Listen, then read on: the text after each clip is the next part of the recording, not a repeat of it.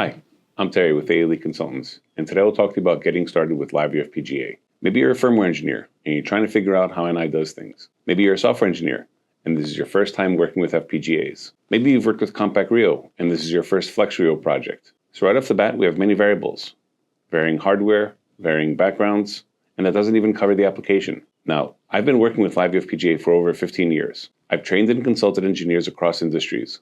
A few years ago, I wrote a book on LabVIEW FPGA. When I work with a group, there's a few things I want to know. First, what's the team's technical background? Second, what's their hardware? And last, what's their application? These things frame how I approach the group. Let's go into more detail. First, your background. Do you think like a software developer? Are you working in MATLAB, LabVIEW, or Python? Your biggest challenge will be developing more of a hardware mindset. You will learn things such as clocking, pipelining, and simulation. LabVIEW FPGA helps, but it doesn't save us from the long compile times that FPGAs are known for. Your specific hardware and application will dictate the amount of hardware concepts you will need to learn. On the other hand, you might be an experienced firmware developer, where you've worked with environments such as Vivado or Quartus. You will come in with lots of questions. Questions such as pin mappings, clocks, and IP integration. Your challenge will be sifting through documentation which mainly targets test engineers. The info is there, you'll just need to look for it. The next major area is your application. Is your application digital signal processing or DSP heavy? For DSP heavy projects,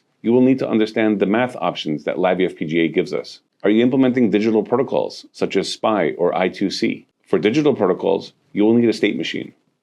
This design pattern is commonly used in LabVIEW. Will your project interface with high-speed serial protocols such as JESD204 or Aurora? For high-speed serial, the I/O is a gigabit transceiver. This is a very specific type of I/O. LabVIEW FPGA interfaces to this I/O using the socketed clip. You will need to understand its files and how it works. And last, your NI hardware. NI makes lots of hardware with open FPGAs. There's Compact Rio, R-Series, the various types of Flex Rio, reconfigurable scopes, coprocessors, high-speed serial, EDIS software-defined radios, or SDRs. Each of these product lines have different hardware architectures. They have their own way of handling I/O, and each have their own examples which highlight these differences. Your LabVIEW FPGA experience is based on the hardware product lines that you've used. If you stay within the same product line, you'll see they have lots in common. When you change product lines, differences begin to increase. One of the biggest learning gaps is between Compact Rio and the bigger PXIe cards. Never assume that one product is identical to another.